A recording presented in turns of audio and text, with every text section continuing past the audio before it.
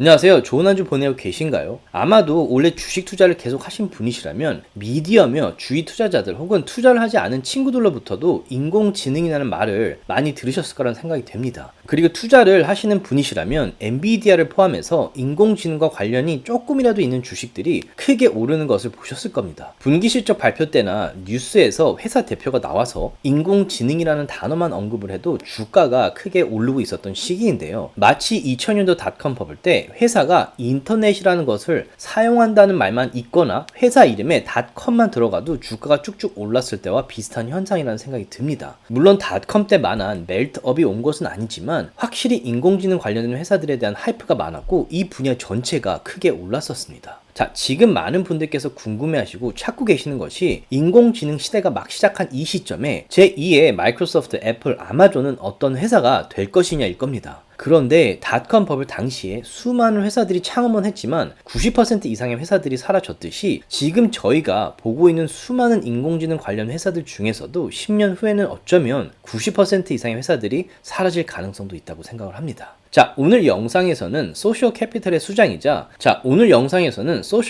수장이자 자수성가에서 2023년 1월에 자산이 약 4조 원이나 되는 걸로 알려져 있는 투자자 츠마트 팔라하페티아의 인터뷰를 나누려고 합니다. 츠마트 같은 경우에는 페이스북의 초창기 멤버로 페이스북의 성장에 아주 큰 공헌을 하고 나서 2011년에 페이스북을 떠났는데요. 페북을 나오면서 본인이 가지고 있던 페이스북의 주식 대부분을 팔아서 그 당시에 아마존의 포텐셜을 일찍이 알아차리고 아마존 주식에 거의 올인을 해서 어마어마한 부를 창출하기도 하셨고 그 후에는 Virgin Galactic, Opendoor, SoFi 그리고 Clover Health와 같은 회사들을 스펙을 통해서 상장시키면서 어마어마한 부를 추가로 쌓았습니다. 그리고 스펙의 제왕이라는 별명도 얻게 된 투자자입니다. 츠마트 같은 경우에도 캐티 우드처럼 호불호가 아주 분명하게 갈리는 투자자입니다. 저는 개인적으로 이분의 인터뷰와 이분께서 패널로 있는 All In Podcast라는 채널을 팔로우하면서 매번 듣는데요. 투자를 하는 데 있어서 정말 큰 도움이 되는 것 같더라고요. 최근에 이분께서 인공지능에 대한 생각을 나눈 인터뷰 역시 제게 큰 인사이트를 준 것 같아서 여러분들의 투자에도 조금이라도 도움이 되지 않을까 싶은 마음에 오늘 영상을 편집해서 준비를 해봤습니다. 자, 그러면 디스클레이머만 듣고 영상 바로 보도록 하겠습니다.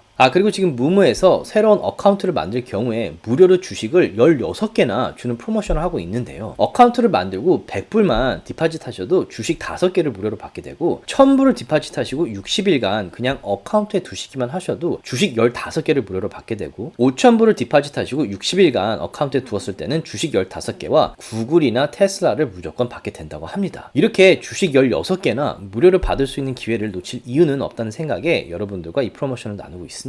자, 그 외에도 제가 진행하는 페이트리온 서비스를 통해서 15불에 매수한 테슬라나 87불에 매수한 엔비디아 그리고 올해 초에 멤버들과 함께 90불대 매수한 아마존, 구글이나 7불에 매수한 팔란티어와 같은 장기 투자 종목들의 매수나 단기적으로 차트 분석을 통해서 리스크 테이킹을 가능한 적게 하면서 매달 수익을 챙기고 있는 트레이더들 그리고 제가 보유한 주식을 단 한 주도 팔지 않고 프리미엄으로 수익을 내는 콜 옵션과 함께 격주로 줌 미팅을 통해서 마켓이나 제가 눈여겨보는 주식들에 대한 인사이트를 나누고 있는데요. 이런 서비스에 관심 있으신 분들께서는 아래 링크를 클릭하셔서 지금 같은 마켓을 함께 헤쳐나갔으면 좋겠습니다. 제가 만든 컨텐츠들은 어디까지나 정보 전달을 위한 영상들이기 때문에 절대 영상만 보시고 주식들을 매도하지 마시기 바라고요. 본인 스스로 반드시 리서치를 더 하신 다음에 판단을 내리시기 바라겠습니다. 자, 앞서 말씀드린 대로 소셜 캐피털의 수장인 츠마트 팔라하파티아의 인공지능 시대에 대한 생각을 들어볼 건데요. 이분 같은 경우에 투자를 오래 하시면서 큰 부를 쌓으시기도 했지만 이분께서 지금의 마켓에 대해서 어떻게 생각을 하고 있고 과거 어떤 마켓과 유사하다고 생각하시는지 한번 들어보도록 하겠습니다. 자, 제 경험상 이분의 말이 맞는 경우가 많긴 하지만 항상 100% 다 맞는 것은 아니기 때문에 오늘 나눌 인터뷰는 참고만 하시기 바라겠고요. 이분의 인사이트들 중에 관심 가는 부분이 생긴다면 반드시 스스로 리서치를 더 하신 다음에 투자 결정을 내리시기 바라겠습니다. 자, 그러면 인터뷰를 한번 들어보도록 하겠습니다. If you go back to like the gold rush of the 1800s in San Francisco, the people that made the money were the platform enablers, right? They were the ones that sold the picks, the shovels, the pans, and the jeans, right? And that's where Levi Strauss was born. The equivalence in that analogy today is Nvidia, because they are the dominant pick and shovel provider. So the question is, well, what are we going to use these picks and shovels to create? Are we going to find gold? And I think the question is unclear. And where will that gold be found? Will it be found inside of a big tech company, or will it be found inside of a startup? If you look inside of where these resources are being used inside of big tech, it is to completely scorch the earth on the economic value of large models. And I think that that's very, very good for all of the startups that come after it. So what do I mean by this? We were all so wrapped around the axle around ChatGPT and then GPT in general. And now, if you look at the quality of Llama 2, basically these big companies have decided, no, we're just going to make all these models extremely good, extremely useful, and very, very free. And so a lot of the resources are going there to economically subsidize, and by implication, economically destroy the value of that category. That's going to be good for startups. 자, 방금 들으신 대로 1848년도에 골드러시가 시작되었을 때 실제로 큰 돈을 버신 분들은 금을 캐신 분들이 아니라 금을 캘 수 있도록 금을 캘 삽과 다물 바가지, 그리고 잘 찢겨지지 않는 청바지를 판 사람들입니다. 그리고 실제 이 당시에 잘 찢어지지 않고 편한 바지를 판 사람이 바로 리바이스로 지금의 대표적인 청바지 브랜드인 리바이스의 시초가 되었습니다. 자, 츠마트의 말에 따르면 지금 시작되는 인공지능 시대가 골드러시 시대와 비슷하게 느껴진다고 말하고 있는데요. 인공지능 시대를 시작하는 지금 엔비디아가 바로 골드러시 때 삽과 바가지 그리고 청바지를 팔면서 가장 큰 혜택을 본 회사와 아주 유사하다고 말하고 있습니다. 다시 말해 지금 진행 중인 수많은 회사들의 인공지능 기반 서비스들이 만들어지고 있기 때문에 90%의 서비스들이 실패를 한다고 해도 이 모든 회사들이 GPU 칩들을 필요로 하기 때문에 엔비디아 같은 경우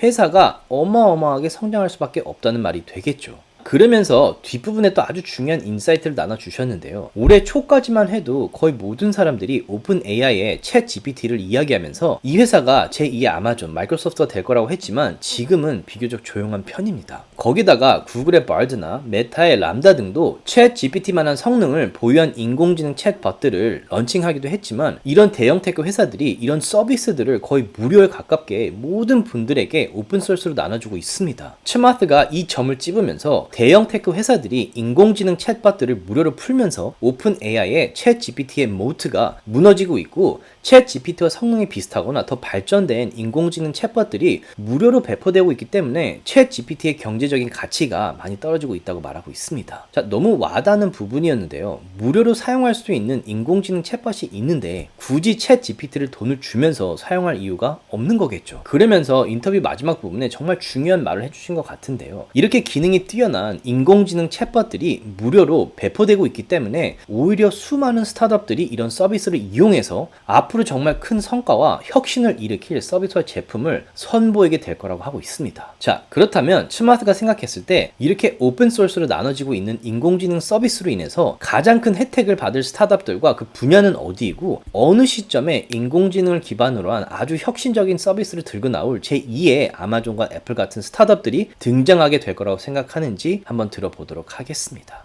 And so the question is, what will you then build on top of these quasi-free, almost free tools? And so one area that I have been looking at for a while is in computational biology. I think that clip that you're talking about was just me talking with Oren Zeev, just around the ability to compute large complex spaces with very sparse information. It's a very difficult task today, but tomorrow in an AI model that you can train, you can literally characterize every single molecular permutation you could imagine. You combine it with something like AlphaFold and you can understand protein folding, and all of a sudden you can sequentially start to put tools together that could theoretically give you much higher probability guessing for specific compounds that could actually cure disease. A different version of that is a company that myself and a few other people started. I tweeted that out, which is more in the material science space. And we've had some pretty important breakthroughs there, which is really about trying to invent next generation battery materials. And we have one candidate that could be pretty revolutionary if it turns out to work. We don't know yet. Some positive signs. So there are some of these green shoots. So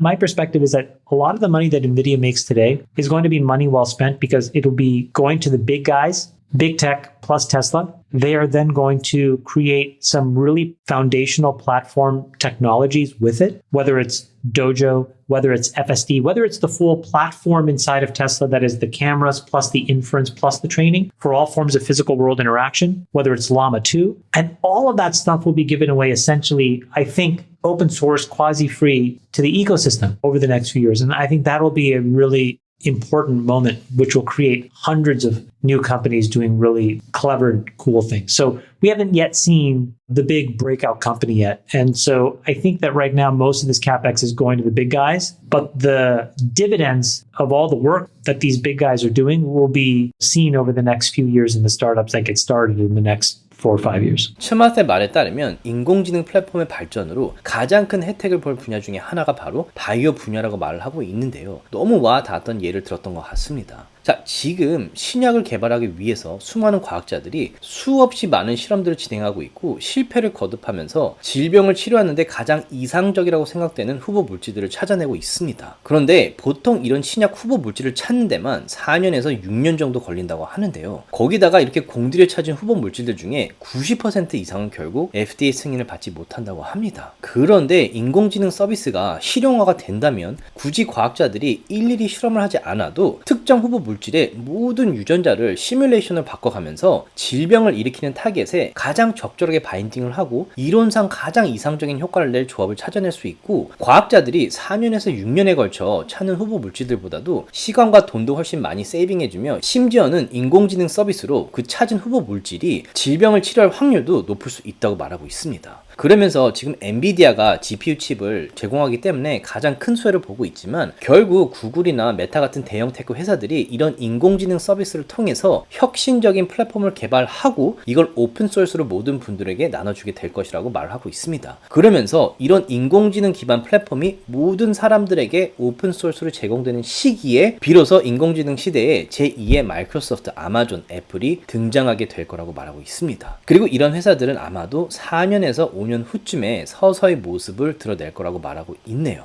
저는 개인적으로 이번 인터뷰에서 츠마트가 나눴던 내용들에 상당히 공감이 많이 갔고 저 역시 인공지능과 신약 개발을 병합한 회사에 투자도 하고 있지만 이런 회사들이 본격적으로 크게 성장을 시작하는 시기가 오기까지는 아직은 시간이 필요하다는 생각에 공감을 하고 이런 주식들에 투자하실 경우에 리스크도 물론 높지만 무엇보다도 이런 성장주들이 스스로 시스템을 구축하고 결과들을 낼 때까지 기다려줄 수 있는 인내심이 필요하다고 생각을 합니다. 자, 이분의 말씀대로 4년이나 5년 후부터 인공지능 플랫폼을 기반으로 발전하는 제2의 마이크로소프트, 애플, 아마존이 나오게 될지는 시간이 지나봐야 알게 되겠지만 분명한 것은 2000년도부터 본격적으로 도입된 인터넷이 우리의 삶을 완전히 바꿔놓았듯이 인공지능이 우리의 삶을 완전히 바꿔놓을 패러다임 시프트가 지금 일어나고 있다고 생각을 합니다. 그리고 과거 혁신들이 일어났던 시기들을 돌아봤을 때 지금처럼 패러다임 시프트가 일어나는 초창기에 제2의 아마존, 애플, 마이크로소프트들 같은 회사들이 나타났기 때문에 인공지능 기반으로 지금 발전하고 성장하고 있는 회사들을 눈여겨봐야 한다고 저도 생각을 합니다. 자, 이상 오늘은 츠마트 팔라하파티아의 인공지능 시대에 대한 전망과 인사이트들을 나눠봤습니다. 조금이라도 도움이 되셨다면 주위 분들과 나눠주셨으면 너무 고맙겠고요. 구독과 라이크를 해주시면 더욱 감사하겠습니다.